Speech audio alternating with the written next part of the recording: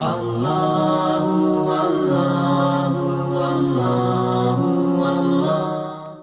ہستیاں ایسی بھی ہیں جو عصمت صغرا کے مقام پر فائز ہے، جنہیں خدا نے اپنے کردار کی وجہ سے انبیاء اور نبوت میں اور امامت میں شریک نہ ہونے کی وجہ سے اس عصمت کبریٰ پہ نہیں پہنچایا، مگر ان کا کردار اتنا محکم تھا کہ خدا نے انہیں عصمت صغرا کا مقام عطا کیا۔ اور ان میں ائمہ علیہ السلام کی اولادوں میں سے 4 ہستیاں نظر آتی ہیں۔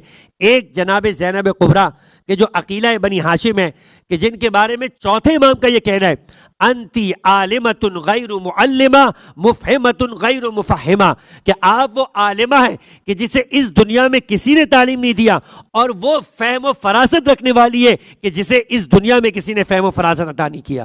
درود پڑھے محمد و آل محمد پر۔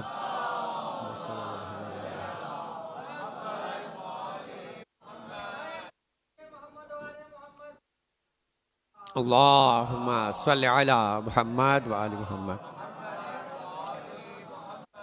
اور یہ بی بی کا جو مقام ہے وہ خود ان کے نام سے بہت زیادہ جلی اور واضح ہے۔ نام ہی زینب ہے، یعنی باپ کی زینت۔ یہ وہ نام ہے کہ اس نام کو بھی خدا کے خزانے سے عطا کیا گیا اور شہزادی زینب کا نام رکھا گیا۔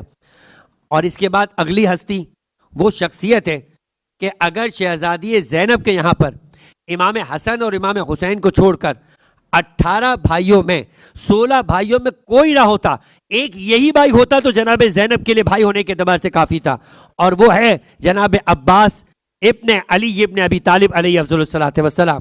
اللہم صلی علی محمد و آل محمد۔ ائمہ معصومین کی نگاہ میں جناب عباس کا مقام اتنا بلند تھا کہ چھٹے امام جن کے بارے میں فرماتے تھے بے ابی انت و امی، کہ اے میرے چچا آپ پر میری ماں اور باپ قربان، یہ ہے امام معصوم جس کے لیے جملہ کہتے ہوئے نظر آ رہے ہیں۔ اور بڑی عظیم شخصیت ہے، نجف کے وادی السلام میں مدفون ہے، اور اس دور کے نجف اور قم کے تمام عرفاء انہی کے شاگرد کہے جاتے ہیں، جن کا نام ہے حاج علی قاضی طباطبائی۔ یہ حاج علی قاضی طباطبائی ان کے بیٹے نقل کرتے ہیں، جو خود 90 سال کے تھے، اس بات کو نقل کرتے ہیں کہ کسی نے میرے بابا سے پوچھا کہ آپ کو یہ سارا مقام و شرف کہاں سے آتا ہوا؟ اب غور کیجئے گا عزیزان محترم، یہ نجف کے رہنے والے ہیں۔ کہا میری زندگی نجف میں گزر گئی، میں امیر المومنین کے دربار کا گدا تھا، ان کا فقیر تھا، انہی کے دربار میں بیٹھا کرتا تھا، اپنے ساری دعائیں، سارے وظیفے، ساری عبادتیں وہیں کیا کرتا تھا، مگر مجھے لگ رہا تھا کچھ مجھ میں تبدیلی نہیں آ رہی، اور کچھ راز مجھ پہ کھل نہیں پا رہا، میری پرواز نہیں ہو پا رہی، میں خدا سے قرب کو اس انداز سے نہیں محسوس کر پا رہا کہ جو ان عبادتوں کے بعد مجھے ملنا چاہیے تھی۔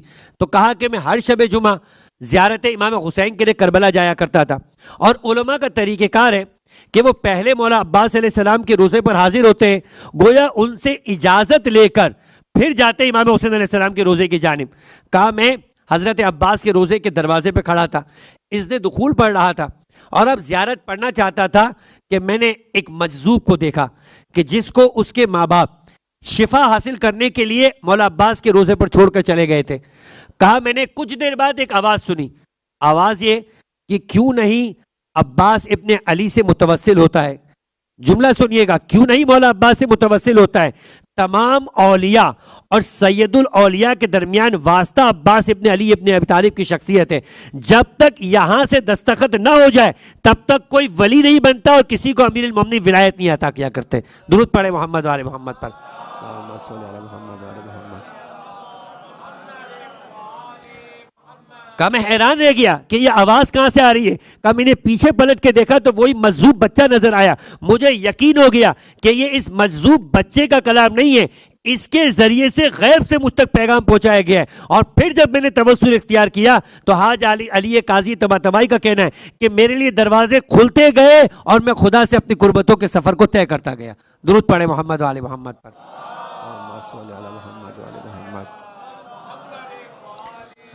تو یہ دوسری شخصیت ہے جو ائمہ علیہ السلام کے خاندان میں عظمت رکھا کرتی ہے اور عصمت صغرا کے مقام تک پہنچی ہے۔ اور تیسری شخصیت کون ہے؟ شہزادے علی اکبر علیہ السلام، کہ جن کی زیارت خود امام معصوم نے ہم تک پہنچائی ہے۔ عزیزان محترم، ائمہ معصومین کی زیارت کو چھوڑ کر یہ خود حضرت معصومہ قم کا بھی ایک شرف ہے، اور چوتھی شخصیت یہی حضرت معصومہ کم کی تھی. پہلی شخصیت حضرت زینب سلام اللہ علیہ، دوسری شخصیت جناب عباس علیہ السلام، تیسری شخصیت جناب علی اکبر علیہ السلام، اور چوتھی شخصیت جناب حضرت معصومہ کم، جن کو لفظ معصومہ دیکھیں جناب عباس کے ساتھ ان کا لقب معصوم نہیں ہے، جناب شہزادہ علی اکبر کا لقب معصوم نہیں ہے، جناب عباس اس جناب زینب کو معصومہ نہیں کہا گیا، مگر یہ خصوصیت حضرت فاطمہ کی کہ امام رضا علیہ السلام فرما رہے، یعنی خود امام معصوم فرما رہے کہ من زار المعصومہ بقم، کہ جس نے قم میں موجود معصومہ کی زیارت کی فلہ الجنہ، اس کے لیے جنت واجب ہو جائے گی.